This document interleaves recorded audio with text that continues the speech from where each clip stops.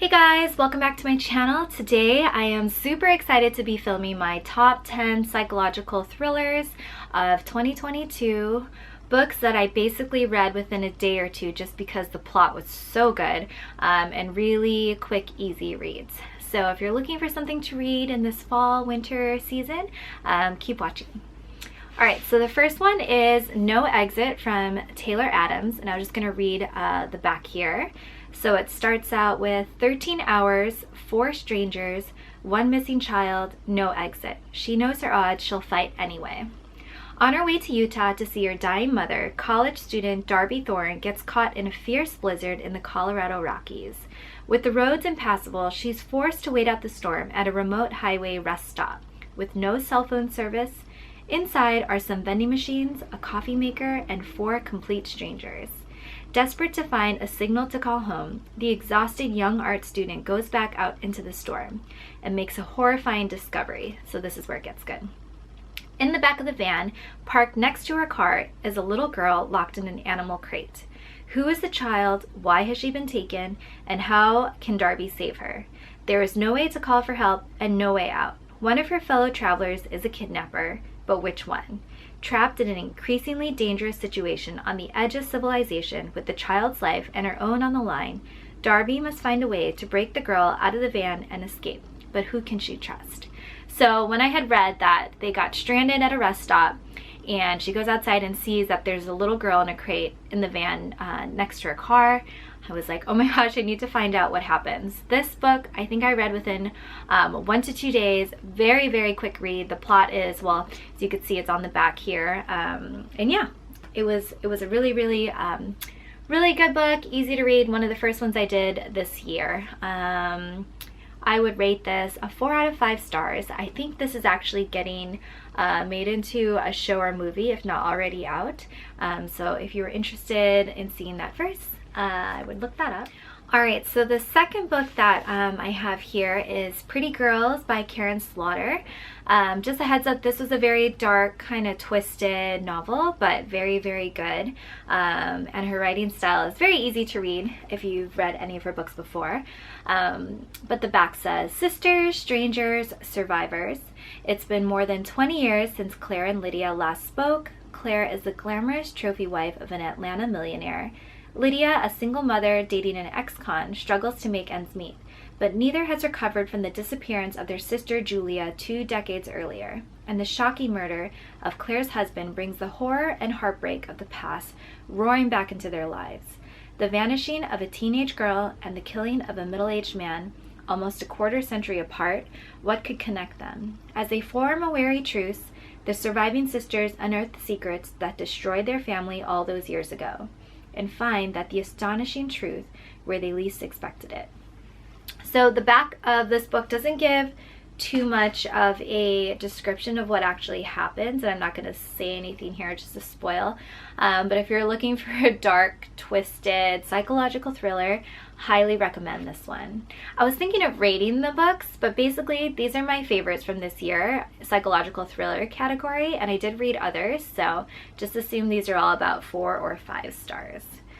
Alright, so the next one is from Lisa Jewell, The Family Upstairs, another very quick read. Let's see.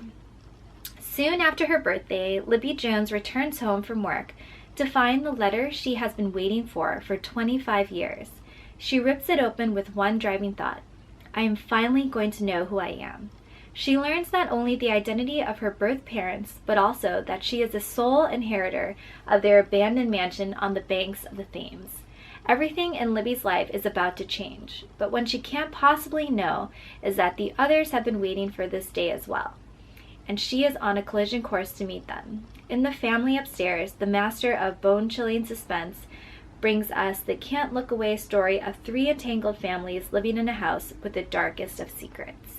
So this book was a little bit odd to start off, but once you kind of get into the first like 25%, it goes really, really quickly. And I do really love Lisa Jewell as an author. I've read a few of her books, all very quick, very easy reads. And yeah, this one was one of the first ones I read as well at the beginning of the year to kind of get me out of my book slump from last year. Okay, The Perfect Marriage. I found this on, I think I'm part of a book talk group on Facebook, and this one came highly recommended. Let's see. Would you defend your husband if he was accused of killing his mistress? Sarah Morgan is a successful and powerful defense attorney in Washington, D.C.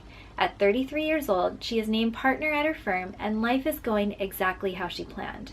The same cannot be said for her husband, Adam. He is a struggling writer who has had little success in his career. He begins to tire of his and Sarah's relationship as she is constantly working. Out in the secluded woods, at Adam and Sarah's second home, Adam engages in a passionate affair with Kelly Summers.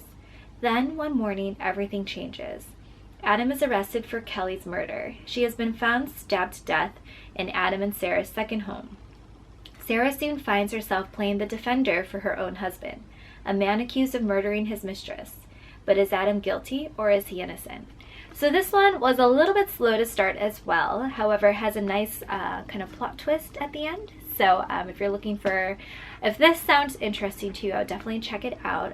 It was another quick read in this group of books here.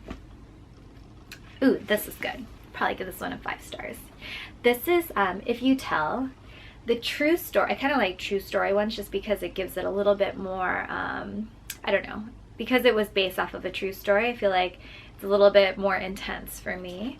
But the true story of 3 young girls caught in the web of a coldly calculating killer, their mother. After more than a decade, when sisters Nikki, Sammy, and Tori Natek hear the word mom, it claws like an eagle's talons, triggering memories that have been their secret since childhood until now. For years, behind the closed doors of their farmhouse in Raymond, their sadistic mother, Shelley, subjected her girls to years of unimaginable abuse, degradation, torture, and psychic terrors. Through it all, Nikki, Sammy, and Tori developed a defiant bond that made them far less vulnerable than Shelley imagined. Even as others were drawn into their mother's dark and perverse web, the sisters found the strength and courage to escape an escalating nightmare that culminated in multiple murders. Harrowing and heart-rending, If You Tell is a survivor's story of absolute evil, and the freedom and justice that Nikki, Sammy, and Tori risked their lives to live for. Sisters forever, victims no more, they found a light in the darkness that made them the resilient women they are today, loving, loved, and moving on. Yeah, this was very touching, very kind of sad story. Very, very good read. But I know a lot of people from this book club that I was in had a difficult time getting through this book. So if you kind of are okay with this kind of a plot and know that it was based off of a true story, then I would recommend this one. But it is darker, it is really sad, but it was really good. All right, let's see. A Good Girl's Guide to Murder. You know, I put this one on the list. This wasn't my favorite. This would probably be a least favorite out of the 10. But it was a very popular book for this year, so maybe it was just me. But this is the story of an investigation turned obsession. Pretty and popular high school senior Addie Bell was murdered by her boyfriend, Sal Singh, who then killed himself. It was all anyone could talk about, and 5 years later, Pip sees how the tragedy still haunts her town. Now a senior herself, Pip decides to re-examine the closed case for her final project. At first just to cast doubt on the original investigation, but soon she discovers a trail of dark secrets that might actually prove Sal innocent, and the line between past and present begins to blur. Someone in Fairview doesn't want Pip digging around for answers, and now her own life might be in danger. Yeah, I don't know, maybe it was like the writing style. Even from this synopsis, it doesn't really catch me necessarily, but I read it just because it was so popular and everyone was really into this one. But I mean, it wasn't a bad read. It was a quick one as well, but not my favorite. Probably the least of these 10, but still made it to the top 10. All right, let me get some tea here.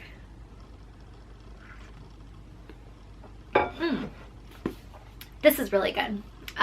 Local Woman Missing by Mary Kubica. Hopefully I didn't butcher that. Okay. People don't just disappear without a trace. Shelby Tabot is the first to go missing. Then Meredith Dickey and her 6-year-old daughter Delilah vanished just blocks away from Shelby was last seen, striking fear into their once peaceful community. After an elusive search that yields more questions than answers, the case eventually goes cold. Now, 11 years later, Delilah shockingly returns. Everyone wants to know what happened to her, but no one is prepared for what they'll find, and some people will stop at nothing to keep the truth buried. This was a very, very quick read for me.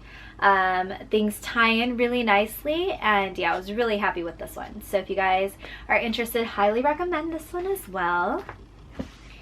Rock, Paper, Scissors. I actually just finished this one last week. This was the book that got me out of my really long book slump. But let's see. Think you know the person you married? Think again. Things have been wrong with Mr. and Mrs. Wright for a long time. Every anniversary, the couple exchange traditional gifts, and Adam's wife writes him a letter she never lets him read, until now. Self-confessed workaholic Adam Wright has face blindness. He can't even recognize his own wife, and Amelia is sick of feeling unseen. When Adam and Amelia win a weekend away to Scotland, it might be just what their marriage needs. This weekend may make or break their marriage, but they didn't randomly win this trip. One of them is lying, and someone doesn't want them to live happily ever after. So this was pretty good. Like I said, I was kind of in a long book slump where I didn't read a book for months. And I picked this one up along with another over here, and I'm just like back into the reading. Just picked up 11 more books the other day from this Target buy two get one free sale. So yeah, this is good. This was a quick one. All right, let's see. This one, The Wife Upstairs by Rachel Hawkins. Okay, meet Jane. Newly arrived to Birmingham, Alabama, Jane is a broke dog walker in Thornfield Estates, a gated community full of McMansions, shiny SUVs, and bored housewives. The kind of place where no one will notice if Jane lifts the discarded knocks and jewelry off the side table of her well-heeled clients. Where no one will think to ask if Jane is even her real name. Meet Eddie. Recently widowed, he has become Thornfield Estate's most mysterious resident ever since his wife, Bea, drowned in a boating accident with her best friend, their bodies lost to the deep. Jane can't help but see an opportunity in Eddie. Not only is he rich, brooding, and handsome, but he could also offer her the kind of protection she craves. Yet, as the two fall for each other, Jane is haunted by the legend of Bea, an ambitious beauty and successful entrepreneur with a rags-to-riches origin story. How can she, plain Jane, ever measure up? And can Jane win Eddie's heart before her past or his catches up with her? With delicious suspense, incisive wit, and a fresh feminist sensibility, The Wife Upstairs flips the script on Jane Eyre in a timeless tale of forbidden romance, ill-advised attraction, and a wife who just won't stay buried. I read this in the beginning of the year. Can't completely remember how I felt about it, but I do know that it read really quickly as well. So recommend The Wife Upstairs. Okay, so for my last book, I put The Woman in Cabin 10 by Ruth Ware, but actually I meant to grab Turn of the Key, which I had loaned out to one of my friends. So I was going to read the synopsis from my link here, but it's from the same author. I'd probably take this one off my top 10 and add in Turn of the Key, which basically has this as the cover. And the back of it says, when she stumbles across the ad, she's looking for something else completely. But it seems like too good an opportunity to miss. A live-in nanny post with a staggeringly generous salary. And when Rowan Kane arrives at Heather Bray House, she is smitten by the luxurious smart home outfitted with all modern conveniences by the beautiful Scottish Highlands and by this beautiful, picture-perfect family. What she doesn't know is that she's stepping into a nightmare, one that will end with the child dead and herself in prison awaiting trial for murder.